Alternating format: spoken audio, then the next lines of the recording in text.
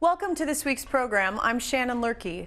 A bronze sculpture on the Capitol Mall called The Promise of Youth was an idea ahead of its time, both philosophically and mechanically.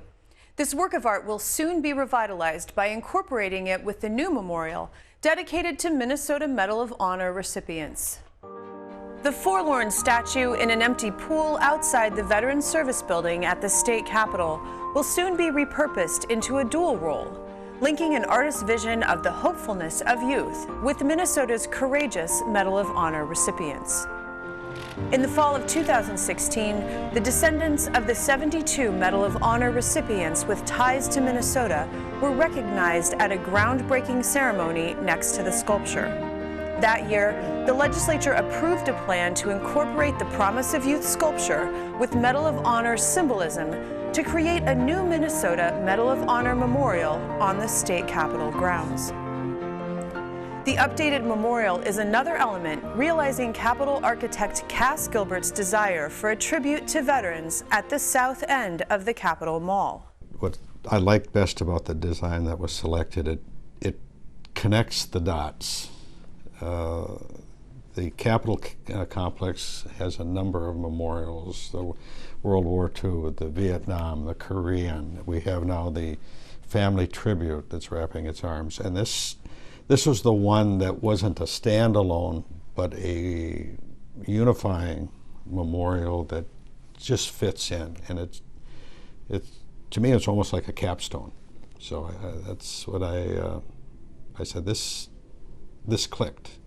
The reimagining of the statue, fountain, and reflecting pool is an important step for a work of art that has been misunderstood, bereft, in the shadow of the Veterans Service Building for many years.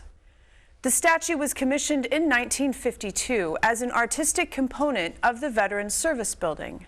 The architect, Brooks Cavan, planned for a large pool with a fountain in the middle as part of the design, combining functionalism and beauty. Cavan hired sculptor Alonzo Hauser to create a centerpiece for the reflecting pool.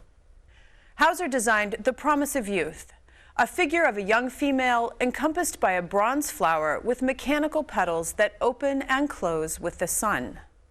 Historian Martin Zanger describes Hauser's design concept. He said, "We've always had wars forced upon us, and what we're fighting for is peace and stability and the future for our youth." And so she's reaching out of this lotus blossom that opens. He has her reaching toward this mural, which was going to depict all the things that the youth of America were dreaming about. The prospect, their future prospects in a peaceful world. Controversy arose shortly after Hauser finished the sculpture, when some members of the Veterans Service Building Committee objected to the figure. As one of the more militaristic people on the commission said, we had expected to see a guy throwing a hand grenade, not this naked woman. And they pretended to be upset at her nudity, even though there were nude females in art all around the Capitol and paintings and things. The figure remained unseen in the artist's studio until an expose in 1957 by the student-run newspaper, the Minnesota Daily, garnered community support for the artist's vision. Once installed, problems plagued the fountain, ranging from mechanical issues with the operation of the petals, leaks in the reflecting pool, and budgetary concerns, to vandalism and litter from kids hanging out around the reflecting pool. Since 2000, the statue's petals have remained in a fixed position and the reflecting pool mostly empty. In late 90s, we had funding to fix the pool and to repatinate and fix the statue. So we opened it up more and anchored it so it'd be permanently positioned, because it's a hazard if kids climb on it or whatever. And then within a few years, I think they had over-engineered, but we had a leak somewhere, either in the transport of the water to the fountain or the returns, so they just abandoned the pool. So they use this site for a lot of the staging, for ceremonies and stuff like that, but they haven't had, they filled it with water occasionally for an event, but that's it. And so a new chapter is about to begin for what historians consider Alonzo Hauser's most inspired work, The Promise of Youth.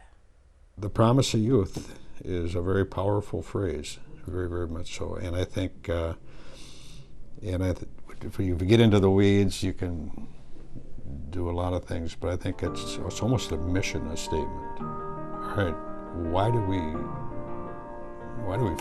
go to war? Why do we, it's for humanity. We like to, believe that, but it's also the youth that have to pick up the pieces. We need these memorials because it's a key that opens up discussions. So, to your readers out there, if they have a relative that's been in the service, put them in the car, take them over here on a sunny Sunday afternoon, and just walk through it. Give them the golden opportunity to talk.